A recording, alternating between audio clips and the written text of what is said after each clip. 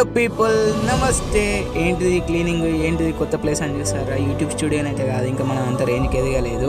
సరే మ్యాటర్ ఏంటిది అన్న చెప్తా వినండి. 2-3 months బ్యాక్ మా అన్న నేను రియలైజ్ అయింది ఏంటిదంటే, జాబులు చేసాడు అవన్నీ మనతో కాదు, ఏదో ఒక బిజినెస్ స్టార్ట్ చేద్దామన్న ప్లానింగ్లో ఉన్నాను. దాని ప్రాసెస్ ఇది. క్లీనింగ్ ప్రాసెస్ ఒక 2-3 days బ్యాకే అయిపోవాలి. కాకపోతే పాత వాళ్ళు అయితే సామాన్లు తీసుకుపోవాలి, అందుకే ఆయన క్లీనింగ్ చేస్తుండగా వాళ్ళకు సంబంధించిన కొన్ని సామాన్లు ఉంటే అవి కూడా వాళ్ళు పట్టుకెళ్తారు. కౌంటర్ ఉండే అంతే.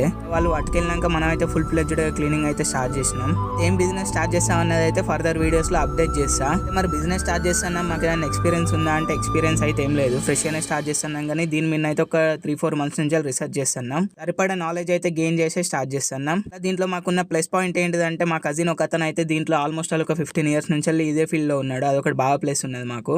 ఇప్పటికే చదవడం కూడా అయిపోవాలి. 2-3 వీడియోస్ కూడా వచ్చేటి. కాకపోతే చెప్పినాక రూమ్ కాల్ లెక్క కొంచెం డిలే అయింది. ఏం బిజినెస్ పెడతాను అన్న అయితే రేపటి వీడియోలో అప్డేట్ చేస్తా. Stay tuned. బాయ్. ఛానల్ అయితే సబ్స్క్రైబ్ చేసుడు మర్చిపోకండి. వీడియోస్ డిలీట్ చేయడానికి కూడా కారణం ఇదే.